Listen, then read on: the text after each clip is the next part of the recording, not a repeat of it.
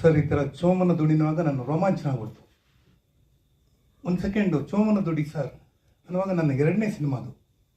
ನಾನು ಕಾಡು ಮಾಡಿದ ನಂತರ ನಾನು ಮಾಡಿದ 2ನೇ ಸಿನಿಮಾ ಚೋಮನ ದುಡಿ. ಅವತ್ತು ನಾನು, ನಾಗಾಭರಣ, TS ರಂಗ ಅವರೆಲ್ಲ ಜೊತೆಲೇ ಇದ್ವಿ.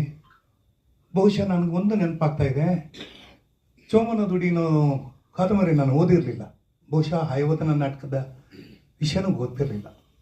ಕಾಲೇಜಿಂದ ನಾವೆಲ್ಲ ನವ್ಯ ಈ ಗುಂಡನ ನಾಟಕ, ಬೇರೆ ಬೇರೆಯವ್ರ ನಾಟಕಗಳೆಲ್ಲ ಮಾಡ್ತಾಯಿದ್ವಿ.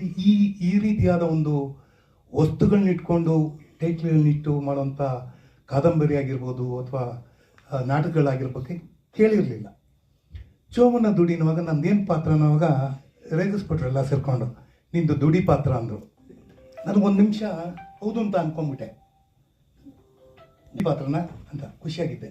ನನಗೆ ಗೊತ್ತಿಲ್ಲ ಚೋಮನ ದುಡಿ ಅಂದರೆ ನಾನು ಚೋಮನ ಮಗನೋ ಚೋಮನ ಚಿಕ್ಕಪ್ಪನೋ ಏನೋ ಇರುತ್ತೆ ಅಂತ ಅಂದ್ಕೊಂಡ್ಬಿಟ್ಟೆ. ಆಮೇಲೆ ಗೊತ್ತಾಯಿತು ದುಡಿಯಿಂದಂದರೆ ಒಂದು ವಾದ್ಯ.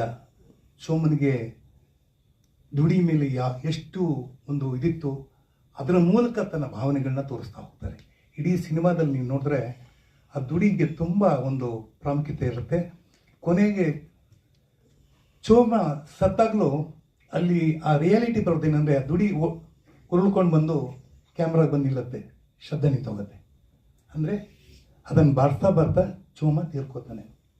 ಇಡೀ ಸಿನಿಮಾದಲ್ಲಿ ಒಂದು ಕಡೆ ಚೋಮನ ಮಗಳು ಬೆಳ್ಳಿ, ಚೆನ್ನಿಯ ಅಣ್ಣ ಬರೀ ಕಾಯಿಲೆ, ಗುರುವ ಇದ್ದಿದ್ರಲ್ಲಿ ಸ್ವಲ್ಪ ಗಟ್ಟಿಯಾಗಿರ್ತಾನೆ. ಆಮೇಲೆ ನಾಗ ಕಾಳ, ಕರೆಕ್ಟಾ? ಆಮೇಲೆ ಮನ್ವೇಲ್ ಅಂತ ಒಬ್ಬ ಮ್ಯಾನೇಜರು, ಆಮೇಲೆ ಜಮೀನ್ದಾರ,